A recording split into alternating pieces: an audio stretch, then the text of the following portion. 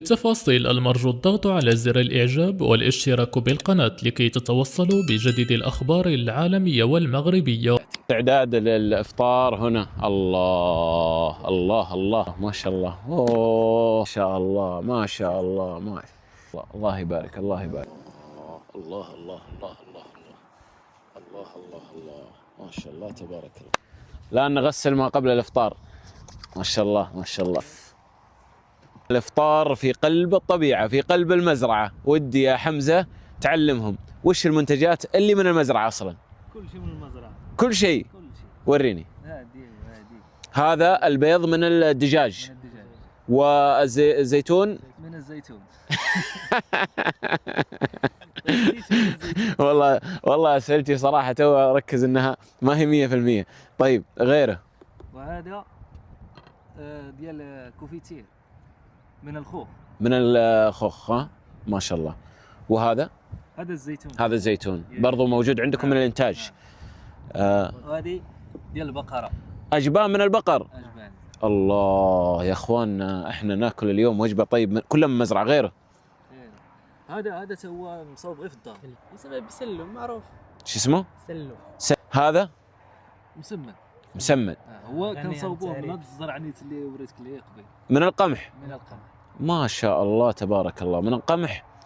هذا يا اخوان والله شيء عجيب صراحه. وهذا هذاك عاوتاني الخبز. خبز هو من القمح. من القمح. كلها منتجات المزرعه. هذا القمح شايفين مسوين منه الخبزه. ما شاء الله تبارك الله. الله يا اخوان الله الله ما شاء الله تبارك الله. بيض زيتون هذا من الخوخ يطلعونه. السلو الجبن من الابقار والخبز من القمح يسوون. هذا يا اخوان هذا اللي تشوفوني اكله الان. هذا يا اخوان مربى. شوفوا مربى. عارفين من ايش سووها؟ بسم الله علمهم من ايش. مربى طبيعيه دي ولا طبيعيه مصوبه في الدار؟ والله مصوبه في الدار من الخوخ. من الخوخ. نعم. بس طعمها برتقال. تقدر تكون ديال الخوخ ولا كتصوبوا ديال المشماش. مشماش هذا. مشماش. عندنا شجره اللي هي ديال المشماش. يا كنصوبوا ديال هذا ولا ديال يعني انواع المربى هنا مشمش خوخ كلها يدويه. الوالده تسويها. الوالده. يا رب يحفظها. مبدعه والدتك ما شاء الله. حتى لو لاحظتوا البيض يعني ما حطت لنا البيض كذا طبيعي. كيف يعني قصته من النص وحطته في وسط هذه الاشياء. نعم. يعني مبدعه يعني. مبدعه.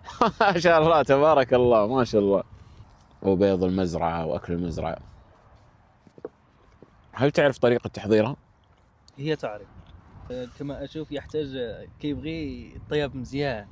مره طيبه. يحتاج يطيب بزاف. تاخذ لها وقت. اوكي يعني ممكن يخلونها في. هذا الشيء اللي كنشوف انا فاش كتبغي. يحفظونها لفتره طويله. ما شاء الله يا اخوان المربى طعمها ألذ من اي مربى ذقتها في حياتي. ما شاء الله تبارك الله يا اخوان. نفطر وسط اجواء تاريخيه. اللهم لك الحمد.